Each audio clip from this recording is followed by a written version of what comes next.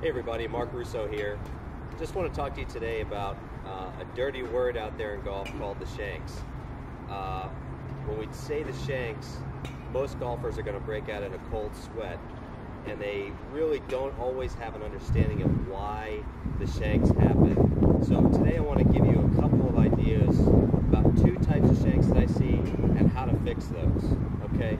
So first, let's talk about the overly steep shanker. And first, let's make sure we understand a shank is a ball hit off the neck of the club. Okay? So the overly steep person will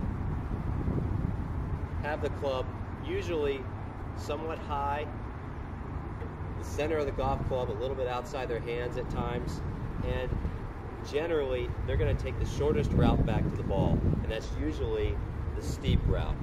And when they get the sweet spot of the club outside their hands here and they start working steeply, there's really nowhere else to go but for the neck of the club to make its way down onto the ball, and the ball goes right off the neck. So for that person, we really got to make an adjustment in how they use their arms and their elbows. So one of the things that I like to use is the Tour Striker Smart Ball. You can get this tool. It also has a lanyard that goes around your neck, or you can use a small kid's kickball even too. Okay? So the first thing we're going to do with you, if you're that steep, driving the neck of the club down on the golf ball, we're going to put the ball between your forearms, and we're going to get you to feel like your elbows stay together more. Shorter swing. So now we're not here. If your elbows do this, they'll separate and the ball will fall out.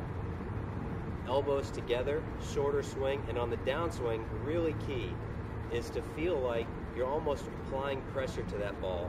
So now the club is coming much shallower as opposed to this, and around, and we can line the center of the club up with the golf ball.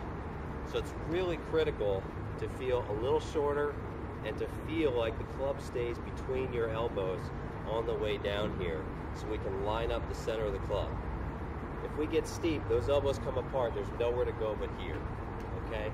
So for the steep person, really working on getting those elbows together. Now for the opposite type, we also have the player who, usually the better player, will come down and they will slide their pelvis towards the ball, and this space in between their hands and the club shrinks too rapidly, and the club moves outward, and we hit it on the neck. For me, this one again is usually for better players, but they're going to get the pelvis here coming towards the golf ball, and that pushes everything out and away. So for you, and you can visualize it here, I want you to feel as if on the way down, you're staying hips under, almost as if this comes straight up, like it's a fence line, and we're going to stay underneath the fence line this way, versus coming into the golf ball. Okay? So maintain the space here through so that you can line up the club at impact. If we drive the pelvis to the ball this way, we stand up, the club head, you can see where the club head goes, back, and that means it's going to work outward too quickly, too much, and there's really no recovery from there. You might hit the ground first, you might flip hook it or block it out to the right, but a lot of times you're going to hit it off the neck, and you'll see that a lot too with short clubs as well. So make sure that you maintain that bend through impact. Okay? The last type of shank will be a similar one to the second one, except we'll get a better player who will initially have their hands work straight down a little too much, and then on the way down, they're very athletic and can drop the club head back. Okay? So for that player, we're going to feel like the hands work outward a little more first, so the club lays down this way, and we can get the club lined up at impact.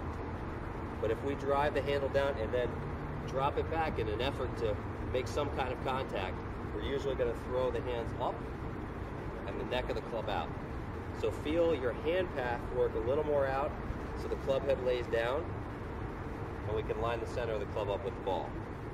The shanks are a tough one, but I think the key thing is understanding how to fix it, and you'll be better off next time. Thanks, and we'll see you on the lesson team.